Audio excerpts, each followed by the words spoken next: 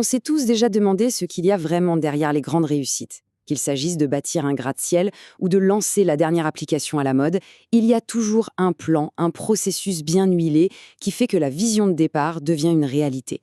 Et c'est justement ce processus qu'on va décortiquer ensemble. Mais bon, avant de se plonger dans les secrets de la réussite, parlons d'abord de l'inverse. Parce qu'on l'a tous vécu, de près ou de loin, ces projets qui démarrent sur les chapeaux de roue, mais qui finissent par dérailler. Alors, voilà la grande question, celle qu'on se pose tous. Comment ça se fait? Comment une idée qui semblait géniale au départ peut finir par dépasser le budget, rater ses délais, ou pire, ne jamais vraiment atteindre son but? La racine du problème est souvent plus profonde qu'on ne l'imagine. Alors, regardons un peu les coupables habituels.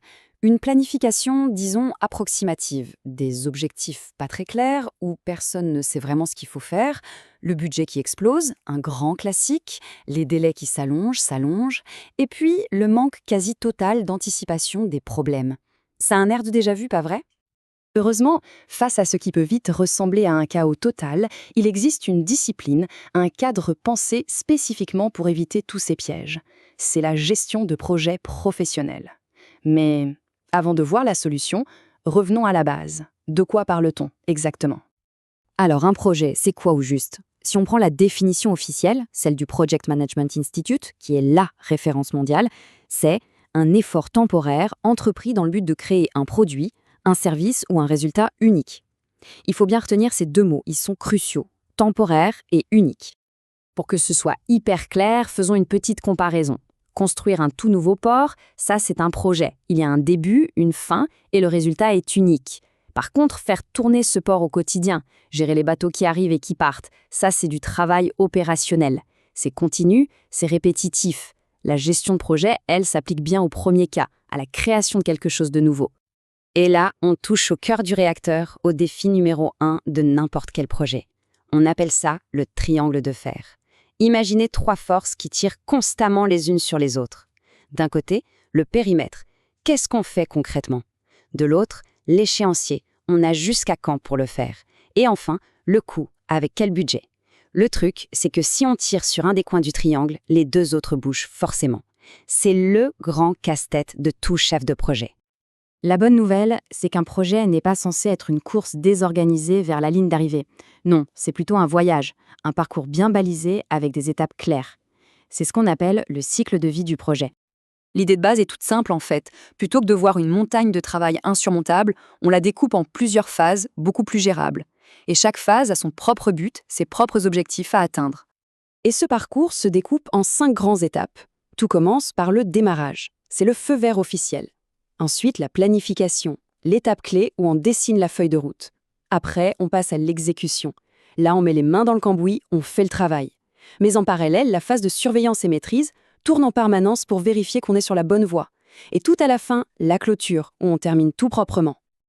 Alors, pour piloter un projet à travers toutes ces étapes, un chef de projet, un PM comme on dit souvent, ne navigue pas à vue. Il ou elle a une véritable boîte à outils remplie de techniques et de connaissances bien précises. Et cette boîte à outils, elle est organisée en ce que les pros appellent des domaines de connaissances. Pensez-y comme à des compétences spécifiques pour gérer chaque aspect différent du projet. Le premier lot d'outils sert à définir les bases du travail. Et là, on retrouve les 3 côtés de notre fameux triangle de fer. La gestion du périmètre pour savoir le quoi, la gestion de l'échéancier pour le quand et la gestion des coûts pour le combien. Sans ça, le projet n'a aucune fondation solide. Après les fondations, on s'occupe de l'humain et de l'info. C'est crucial. On a la gestion des ressources, c'est-à-dire l'équipe, la gestion des communications, pour être sûr que tout le monde se parle et se comprend, et la gestion des parties prenantes pour que toutes les personnes concernées soient bien alignées. C'est ce qui fait que tout le monde rame dans la même direction. Et enfin, le dernier groupe d'outils, c'est celui qui prépare à l'imprévu et qui vise l'excellence. La gestion des risques, pour ne pas être pris au dépourvu. La gestion de la qualité, pour que le résultat final soit impeccable. Et la gestion des approvisionnements, pour bien piloter les fournisseurs ou partenaires. En gros, c'est le filet de sécurité du projet. Alors, si on revient à notre question du tout début, comment faire pour que les projets ne partent pas à la dérive? Eh bien, la réponse se trouve dans tout ce qu'on vient de voir. Ce n'est pas de la sorcellerie. C'est simplement que ce cadre méthodique, cette approche structurée, s'attaque point par point à toutes les causes d'échec qu'on a listées au début. C'est l'antidote au chaos. C'est ce qui transforme une bonne idée en un vrai succès. Au final, ce qu'il faut vraiment retenir, c'est cette idée-là. Le succès n'est pas un coup de chance, c'est le résultat d'une approche intentionnelle, d'un parcours qui a été planifié et géré avec rigueur du début à la fin.